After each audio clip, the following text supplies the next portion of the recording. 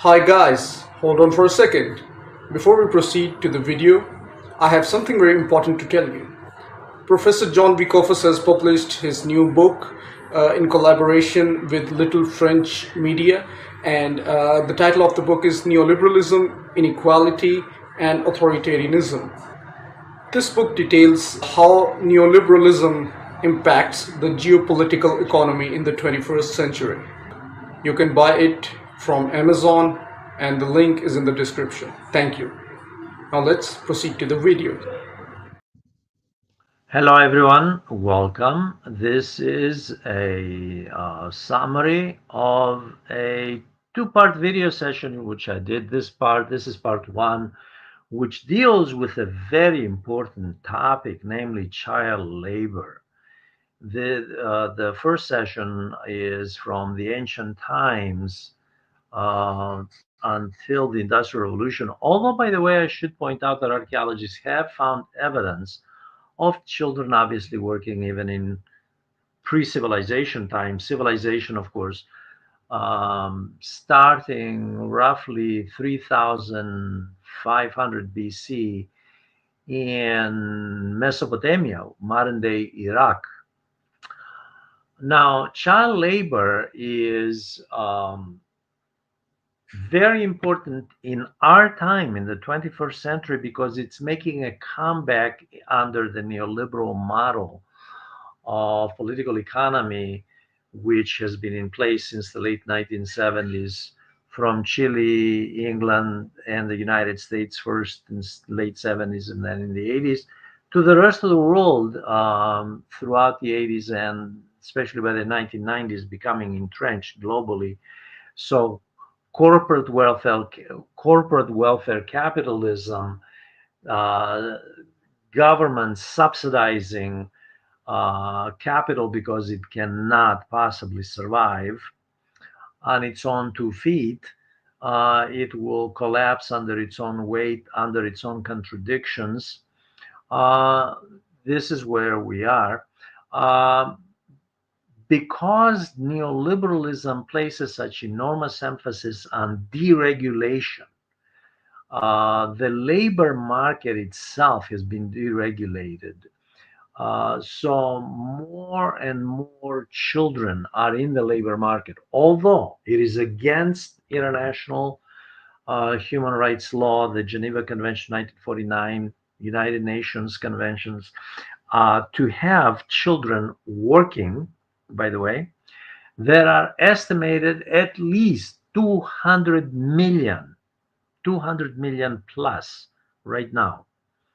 Um, it's no secret that many of them are in the global south, especially from the cocoa industry, which of course has to do with chocolate in West Africa, Northwest Africa, down to the mines of the Congo and Latin America and parts of Asia, but also in the United States. More and more states in the United States are re-examining child labor laws, reducing the age, and so forth.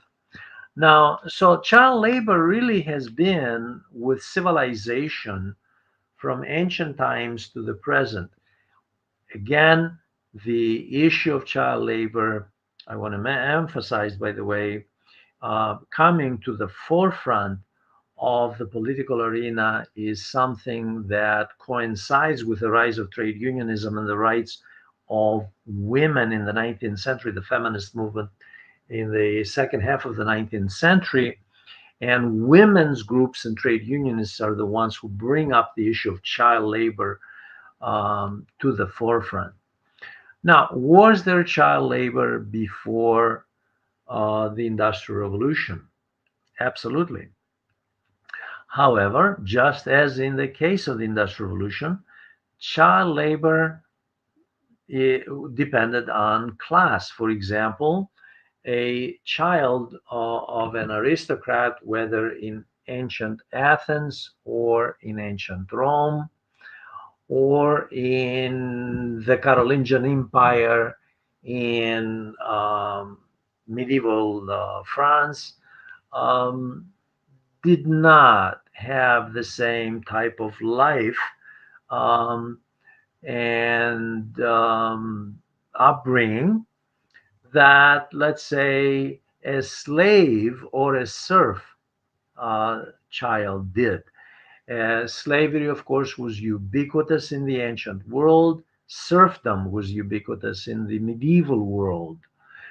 Clearly, class makes the difference in child labor, just as it does today. It is not the children of the wealthy and the upper middle class, even the middle class, that are going out and taking up manual labor, working um, in any sort of work because their parents are well to do.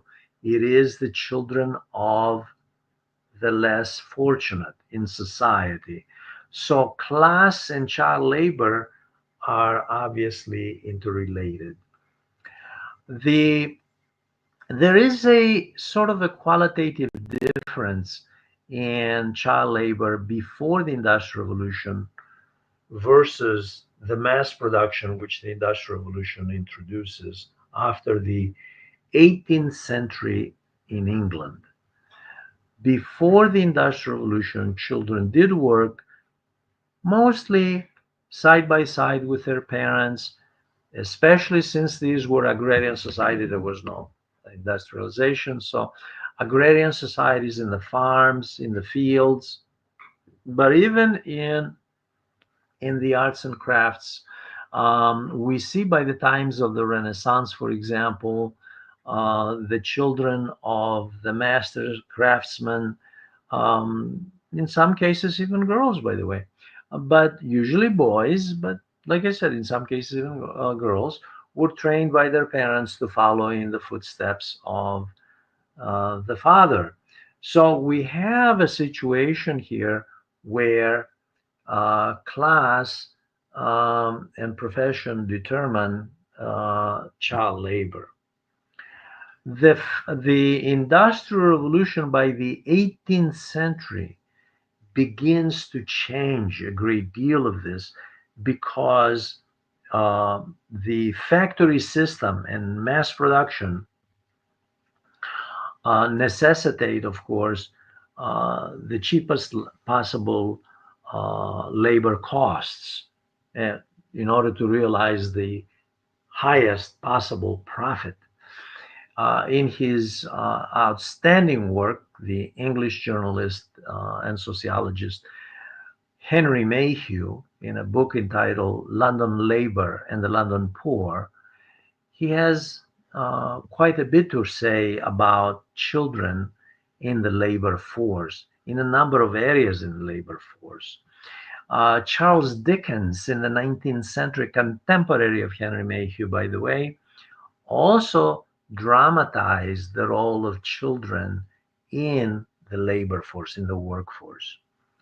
We do have a sense of alienation of the family, and a number of anarchists, syndicalists, Marxists, radicals of the 19th century point this out. It's the sense of alienation and the sense that the capitalist system reduces the worker, including a child, under no safety conditions in the labor force, into an extension of the whatever machine they're working at.